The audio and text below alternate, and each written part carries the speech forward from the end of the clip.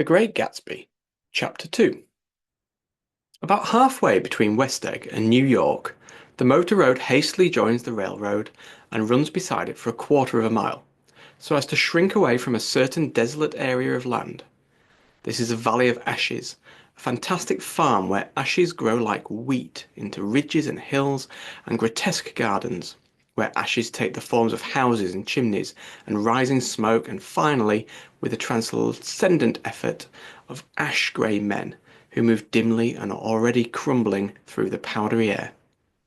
Occasionally, a line of grey cars crawls along an invisible track, gives out a ghastly creak, and comes to rest, and immediately the ash-grey men swarm up with leaden spades and stir up an impenetrable cloud, which screens their obscure operations from your sight. But above the grey land and the spasms of bleak dust which drift endlessly over it, you perceive, after a moment, the eyes of Dr. T.J. Eckelberg. The eyes of Dr. T.J. Eckelberg are blue and gigantic. Their retinas are 1 yard high. They look out of no face, but instead from a pair of enormous yellow spectacles, which pass over a non-existent nose. Evidently, some wild wag of an oculist set them there to fatten his practice in the borough of Queens, and then sank down himself into eternal blindness, or forgot them and moved away. But his eyes, dimmed a little by many paintless days under sun and rain, brood on over the solemn dumping ground.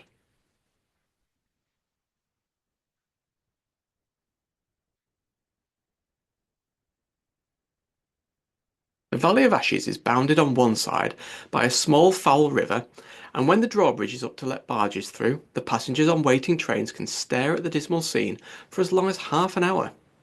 There is always a halt there of at least a minute, and it was because of this I first met Tom Buchanan's mistress. The fact that he had one was insisted upon wherever he was known. His acquaintances resented the fact that he turned up in popular cafes with her and, leaving her at a table, sauntered about chatting with whoever he knew. Though I was curious to see her, I had no desire to meet her, but I did. I went up to New York with Tom on the train one afternoon, and when we stopped by the ash heaps, he jumped to his feet and, taking hold of my elbow, literally forced me from the car. "We're getting off," he insisted. "I want you to meet my girl." I think he'd tanked up a good deal at luncheon, and his determination to have my company bordered on violence. The supercilious assumption was that on Sunday afternoon I had nothing better to do. I followed him over a low whitewashed railroad fence, and we walked back 100 yards along the road under Dr. Ecklesberg's persistent stare. The only building in sight was a small block of yellow brick sitting on the edge of the wasteland, a sort of compact main street ministering to it, and contiguous to absolutely nothing. Of the three shops it contained was for rent, and another was an all-night restaurant, approached by a trail of ashes. The third was a garage, repairs, George B. Wilson, cars bought and sold, and I followed Tom inside. The interior was unprosperous and bare. The only car visible was the dust-covered wreck of a Ford which crouched in a dim corner. It occurred to me that the shadow of a garage must be a blind, and that sumptuous and romantic apartments were concealed overhead. When the proprietor himself appeared in the door of an office, raising his hands on a piece of waste, he was a blond, spiritless man, anemic and faintly handsome. When he saw us, a damp gleam of hope sprang into his light blue eyes. "Hello, Wilson, old man," said Tom, slapping him jovially on the shoulder. "How's business?" "Can't complain," answered Wilson unconvincingly. "When are you going to sell me that car?" "Next week. I've got my man working on it now." "Works pretty slow, don't he?" "No, he doesn't," said Tom coldly. "And if you feel that way about it, maybe I'd better sell it somewhere else after all." "I don't mean that," explained Wilson quickly. "I just meant—" His voice faded off, and Tom glanced impatiently around the garage. Then I heard footsteps on the stairs, and in a moment the thickish figure of a woman blocked out the light from the office door. She was in the middle 30s and faintly stout, but she carried her flesh sensuously, as some women can. Her face, above a spotted dress of dark blue crêpe de chine, contained no facet or gleam of beauty, but there was an immediately perceivable vitality about her, as if the nerves of her body were continually smouldering. She smiled slowly and, walking through her husband as if he were a ghost, shook hands with Tom, looking him flush in the eye, Then she wet her lips and, without turning around, spoke to her husband in a soft, coarse voice. "Get some chairs, why don't you, so somebody can sit down?" "Oh, sure," agreed Wilson hurriedly, and went toward the little office, mingling immediately with the cement colour of the walls.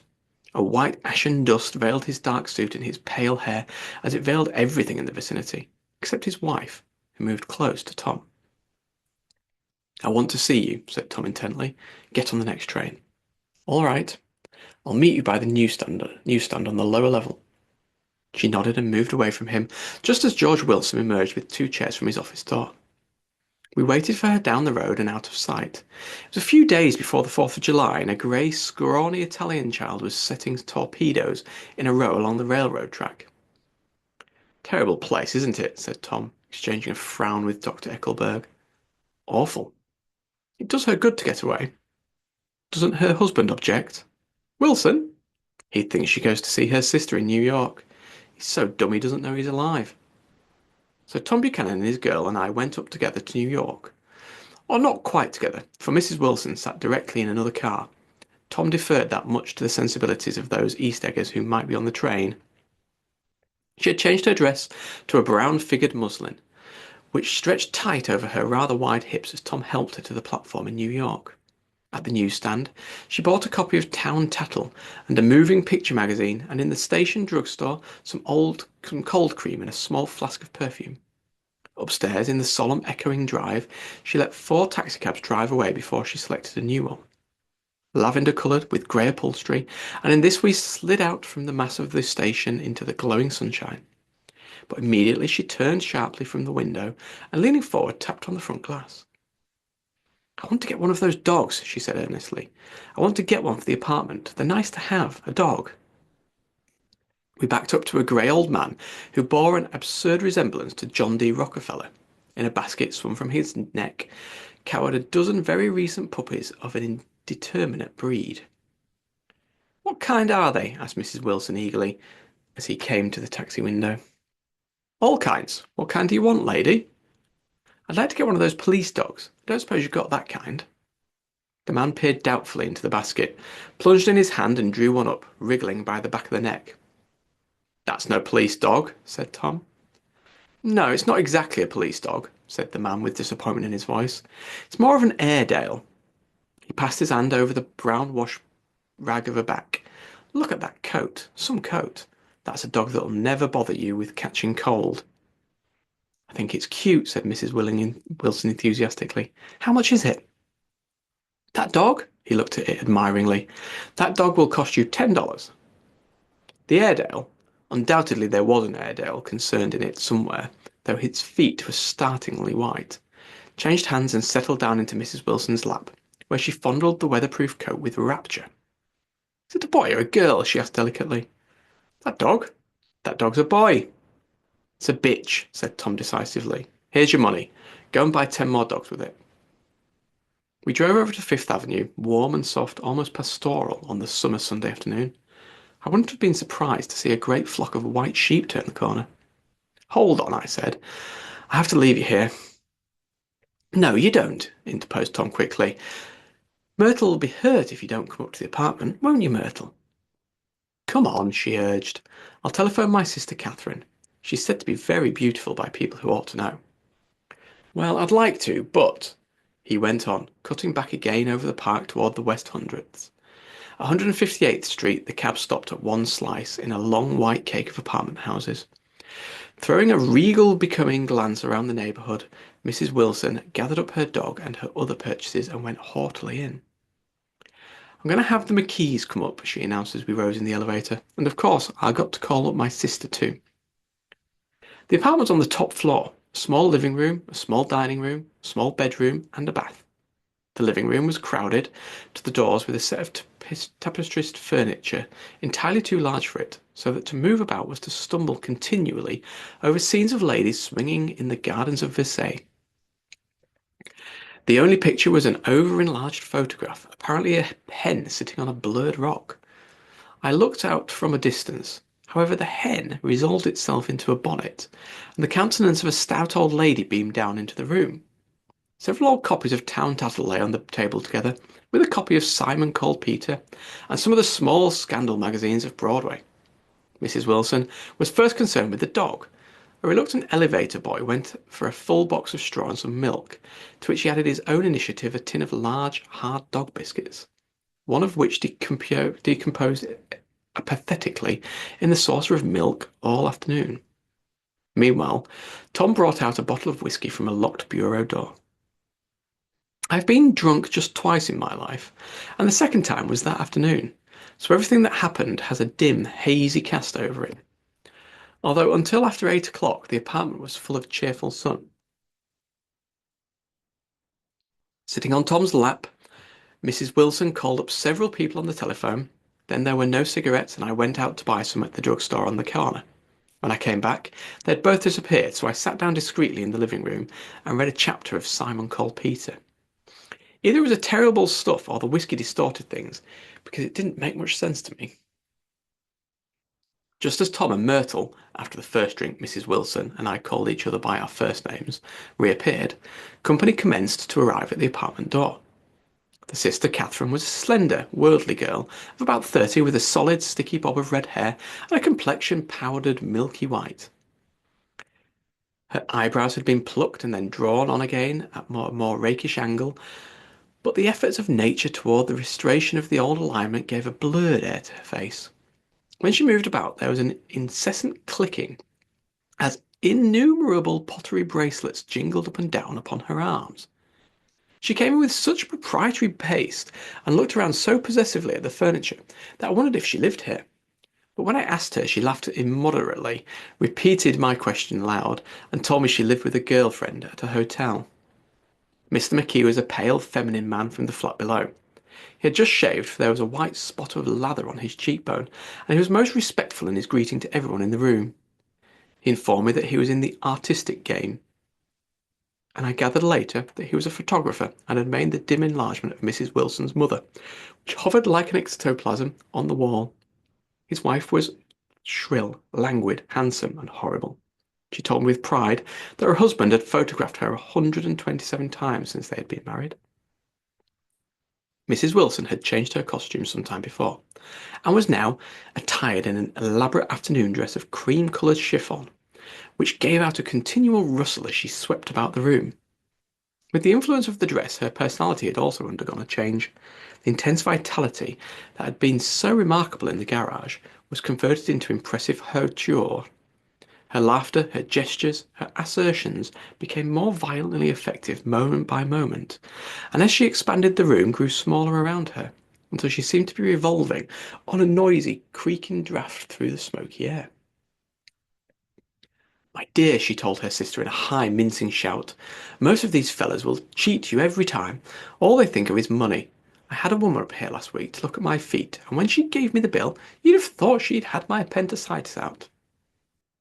What was the name of the woman? Asked Mrs. McKee. Miss Eberhardt. She goes round looking at people's feet in their own homes. I like your dress, remarked Mrs. McKee. I think it's adorable. Mrs. Wilson rejected the compliment by raising her eyebrow in disdain. It's just a crazy old thing, she said. I just slip it on sometimes when I don't care what I look like. But it looks wonderful on you, if you know what I mean, pursued Mrs. McKee. If Chester could only get you in that pose, I think he could make something of it. We all looked in silence at Mrs. Wilson, who removed a strand of hair from over her eyes and looked back at us with a brilliant smile. Mr. McKee regarded her intently with his head on one side, and then moved his hand back and forth slowly in front of his face. I should change the light, he said after a moment. I'd like to bring out the modelling of the features, and I tried to get hold of all the back hair. I wouldn't think of changing the light, cried Mrs. McKee. I think it's her husband's, said shh, and we all looked at the subject again, whereupon Tom Buchanan yawned audibly and got to his feet. You McKees have something to drink, he said. Get some more ice and mineral water, Myrtle, before everybody goes to sleep.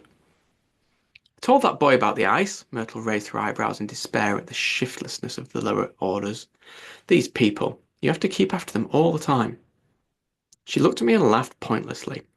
Then she flounced over to the dog, kissed it with ecstasy, and swept into the kitchen, implying that a dozen chefs awaited her orders there.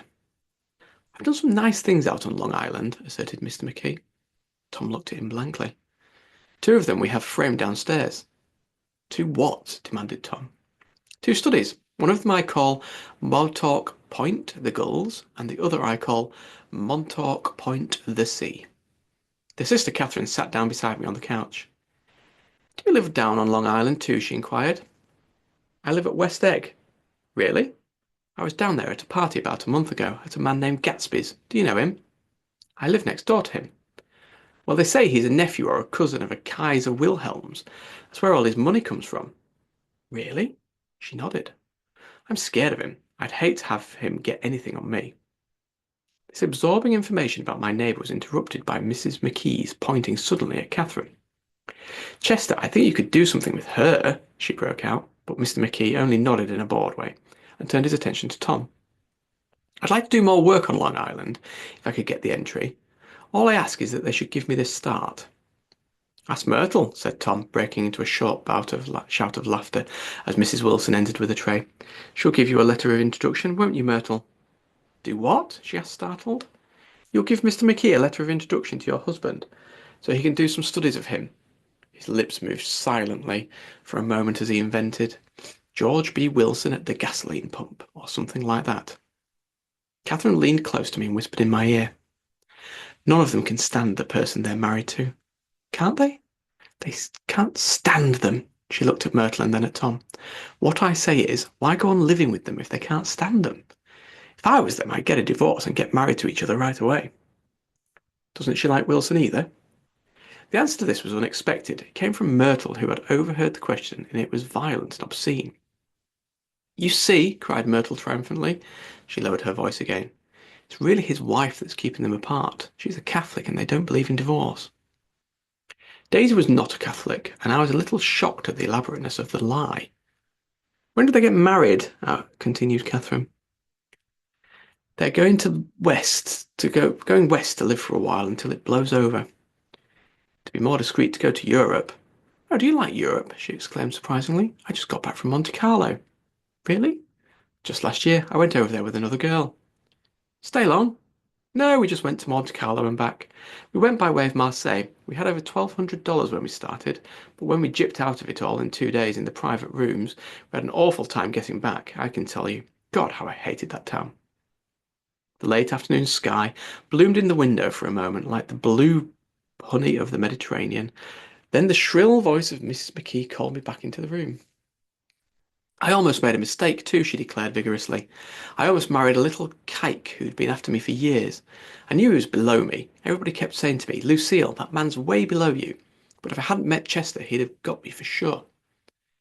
Yes, but listen, said Myrtle Wilson, nodding her head up and down. At least you didn't marry him. I know I didn't.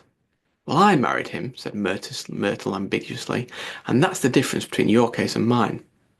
And why did you, Myrtle? Demanded Catherine. Nobody forced you to. Myrtle considered. I married him because I thought he was a gentleman, she said finally.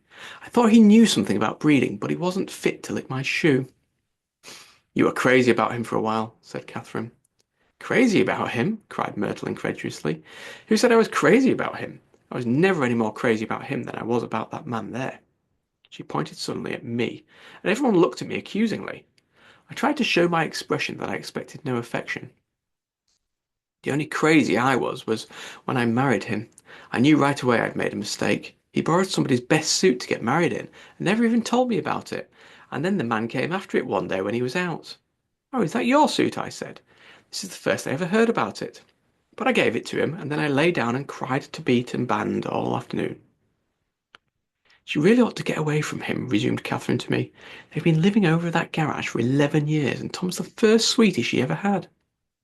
The bottle of whisky, a second one, was now in constant use and by all present, excepting Catherine, who felt just as good on nothing at all. Tom rang for the janitor and sent him for some celebrated sandwiches, which were a complete supper in themselves.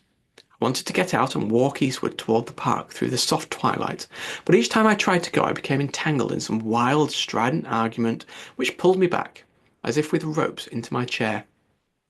Yet high over the city our line of yellow windows must have contributed their share of human secrecy to the casual watcher in the darkening streets, and I saw him too, looking up and wondering.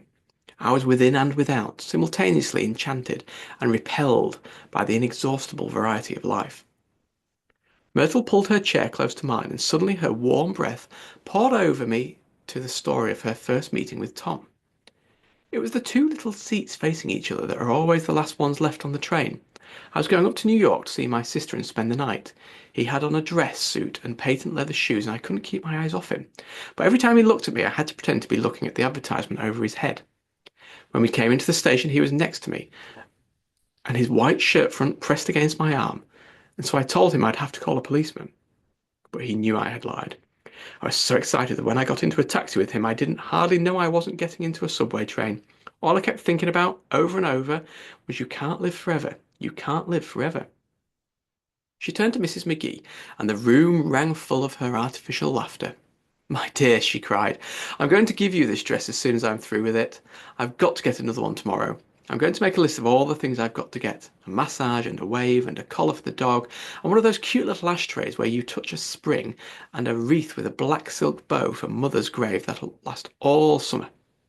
I got to write down a list so I won't forget all the things I got to do. It was 9 o'clock. Almost immediately afterward, I looked at my watch and found it was 10. Mr. McKee was asleep on a chair with his fists clenched in his lap like a photograph of a man of action. Taking out my handkerchief, I wiped from his cheek the spot of dried lather that had worried me all the afternoon. The little dog was sitting on the table, looking with blind eyes through the smoke, and from time to time groaning faintly. People disappeared, reappeared, and made plans to go somewhere, and then lost each other, searched for each other, found each other a few feet away. Sometime towards midnight, Tom Buchanan and Mrs. Wilson stood face to face discussing in impassioned voices whether Mrs. Wilson had any right to mention Daisy's name. Daisy, Daisy, Daisy, shouted Mrs. Wilson.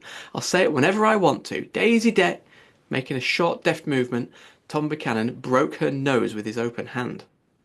Then there were bloody towels upon the bathroom floor and women's voices scolding, and high over the confusion a long broken wail of pain.